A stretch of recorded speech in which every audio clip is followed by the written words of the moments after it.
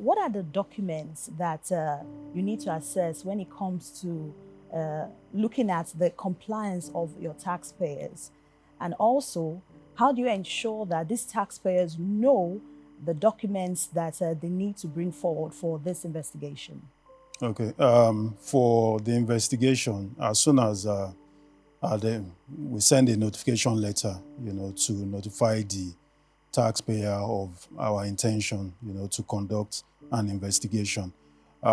Such a letter would have attached to it a list of required documents. We have the audited financial statements, we have the bank statements, we have the payroll, and for the expatriate employees, we have documents that would help the tax authority to confirm the genuineness of or the authenticity of the employment of the expatriates of the taxpayer. So we have immigration documents, we have the expatriate monthly returns. So these are the documents that the tax authority requests for from the taxpayer in order to help.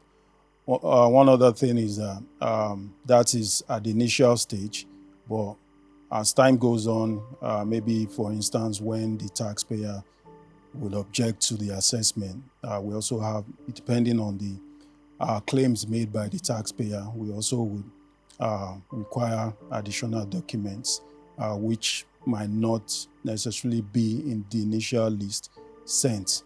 And also, when we get to the field as well, in the course of our opening meetings and having a conversation with the taxpayer as to the basis of a tax investigation, and from the responses we get, we might also tell the taxpayer some other documents that might be useful for the exercise.